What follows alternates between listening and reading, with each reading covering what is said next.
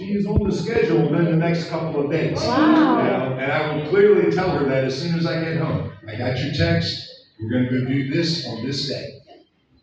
And she's okay. She'll wait that extra day or two, but she knows that I heard it. So sometimes I get busy and I'm not thinking about it. Yeah.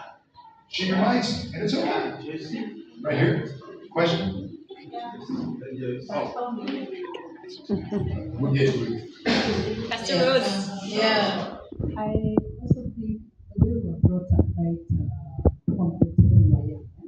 I just remember when I was in class 8, I was doing my examination, and I happened to walk with the people that we were schooling with, and there, a woman we met, those are the ages, and she went and said to mommy, you know what? I met your girl with so many boys, and I was beaten, and I was doing bad behaviors, you know. So the way we have been brought up, like she was saying, the boyfriend comes home, washes things.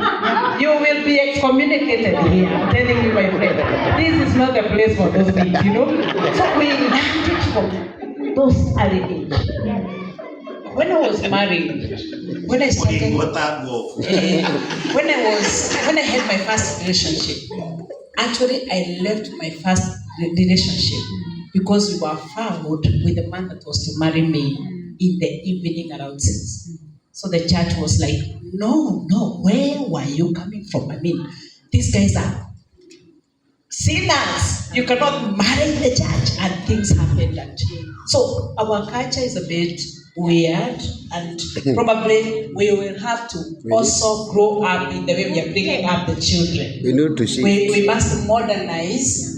Is as much as we are taking care of the gospel, then again we must modernize the way we are bringing up our children. That a child is able now to come and tell Daddy, I have a boyfriend. If today a child, it started long time. We did not know that a boyfriend can walk with a girlfriend and, you know, or she can, and they're holding hands. That is excommunication. And I do think it's okay to teach children, because I'm talking mostly about marriage and affection inside marriage. I think you have to teach children carefully when affection is appropriate and how much is appropriate, and that takes a lot of time. And this goes back to our other conversation yesterday. If you aren't talking to them about it, where are they getting it? So you might not be okay with them holding hands before they're married. That's fine, that's your culture. So you tell them and you explain that to them. And you explain to them why, and you explain to them the things that it leads to. But also, I will say that if you do have, if they are starting more to have boyfriends and girlfriends, would you rather know it and be able to speak into it? Or would you rather them hide and do their things? And then you have no protection. You want enough of an open communication that at least there's some kind of communication happening. So you can say, this is why this is not safe, and this is what you should be thinking about, and why you need to, I want my little girl to be proper. I don't want her to give her affection to someone too early. I want her to only give her affection to her husband. Because I grew up with sexual abuse, unfortunately, the Lord heal me, but I really didn't want to be boyfriends. I didn't want anyone to do it, but I did still have more relationships than I wanted. But then I married my husband, and I am my husband's only kiss. He has never kissed another woman except me. Never. That is so precious to me. So precious to me that I am the only one that has ever received his kisses until our daughter, and he kisses her on her cheeks. Right? There is a beauty in purity. There is a beauty in waiting for all of those things. There is also healing when it doesn't happen. And we need to hold both.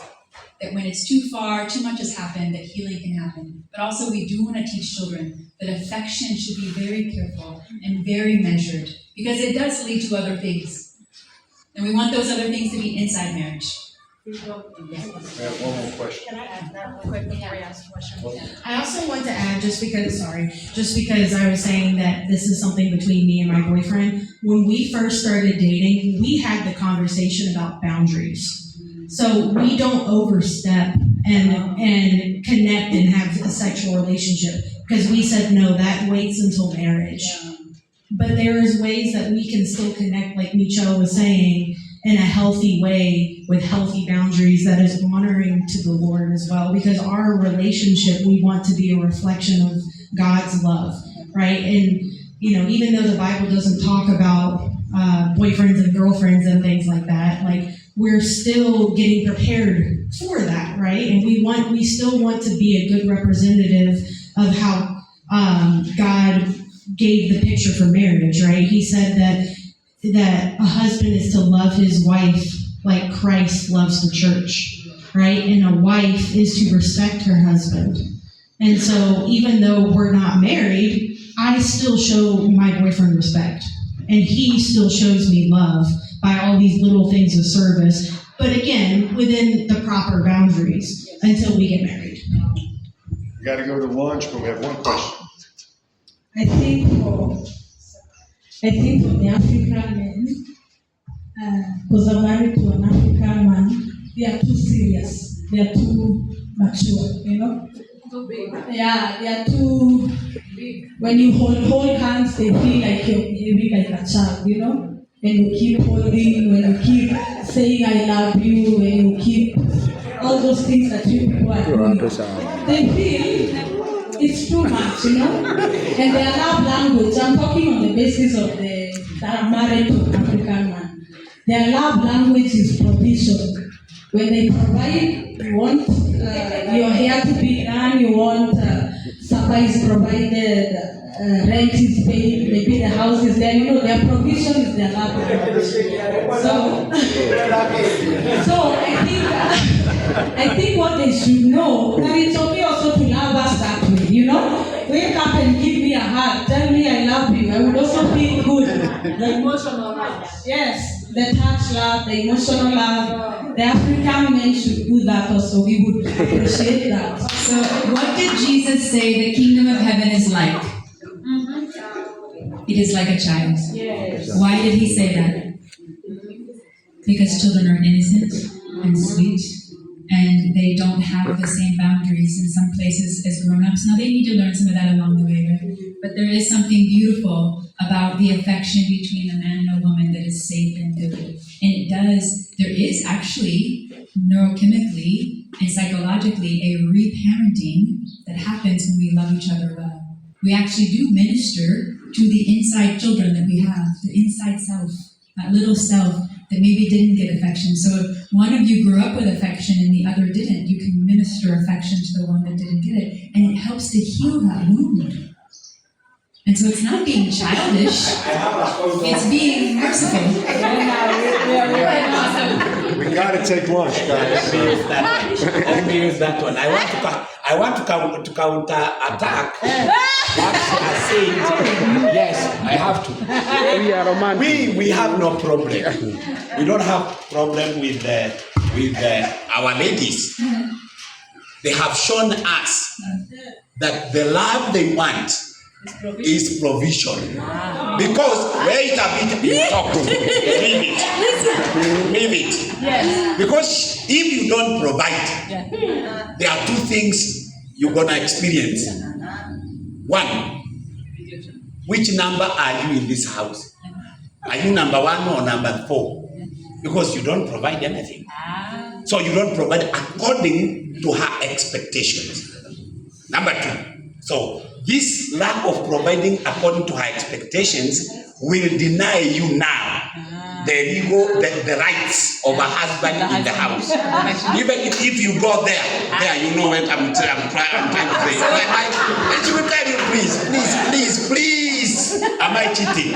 She will tell you, please, can you hold on? When you go where? There. Where?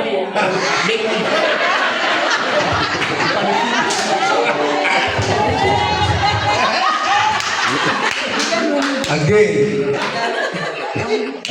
The love of a wife should not be a weapon, ladies. Yes. You should not weaponize the love of a woman. I think here there is also, when we African men, when we get married to our ladies, by the grace of God, when we have children, the children comes between a It man does happen sometimes. and a wife. So you see, you find the love between a man and a husband is stolen by the By child. the child. You see, not until when, not until when you become, the children grow up and they go back to, they get married and they go somewhere else. That is the time when your wife will come back to you and the love continues. You see, that's the problem we have. Yeah. That's actually a problem in the I'm US. still waiting to be loved. This is a problem in the US too, where sometimes, yeah, we gotta do lunch, but this is why these boundaries, God first, then spouse, then children. Michelle, Yes, you sir. know we are pastors. Yes, These things are brought to us in the office I know, by members. yes. So, do you have something? Yeah, I had something. First of all, yesterday you taught us that it's good also to speak to the single mothers.